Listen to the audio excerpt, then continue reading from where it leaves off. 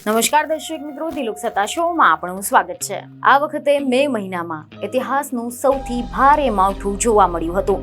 છેલ્લા એક અઠવાડિયાથી ગુજરાતમાં માવઠાના ભારે વરસાદ થઈ રહ્યા છે।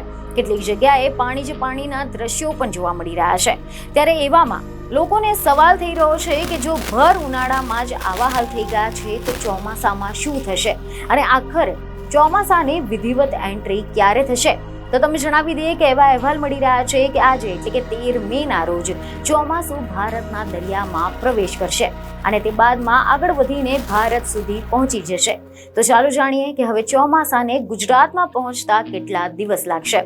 તો કેટલાક અહેવાલ એવા મળી રહ્યા છે કે હાલ તો નિકોબારના ટાપુઓ પર વરસાદ ચાલુ થઈ ગયો છે, જ્યારે કેટલાક વિસ્તારમાં ભારે વરસાદ પણ થયો છે અને હજી પણ આ વિસ્તારમાં વરસાદનું પ્રમાણ વધવાનું છે। આ વર્ષે ચોમાસાનું તેની નિર્ધારિત તારીખ કરતા આગળ ચાલી રહ્યું છે અને હવામાન વિભાગે પણ જણાવ્યું છે કે આ વર્ષે દેશમાં ચોમાસાની શરૂઆત સામાન્ય કરતા 4 થી 5 દિવસ વહેલી થવાની છે અને તેના કારણે ઘણા બધા રાજ્યોમાં પણ ચોમાસાનો વરસાદ વહેલો શરૂ થાય તેવી શક્યતા છે। કેરળમાં ચોમાસાની શરૂઆત 27 મેના રોજ થઈ શકે તેવી શક્યતા છે। હવામાનના કેટલાક મોડેલો પણ દર્શાવી રહ્યા છે કે મે મહિનાના અંત યા તો પછી જૂનની શરૂઆતમાં ગુજરાતમાં વરસાદ શરૂ થઈ શકે છે। જોકે આ વર્ષે વહેલી શરૂઆતની સાથે સાથે ચોમાસામાં વરસાદ પણ સારો થવાનો છે।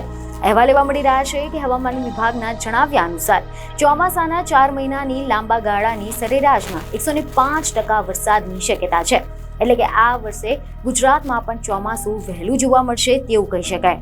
જોકે હાલ તો ગુજરાતમાં કમોસમી વરસાદનો આતંક જોવા મળી રહ્યો છે અને આના કારણે ખેડૂતોનો પાક મોટા પ્રમાણમાં નાશ પામ્યો છે। બીજને ખબરો સાથે ફરી મળીશું। ધન્યવાદ।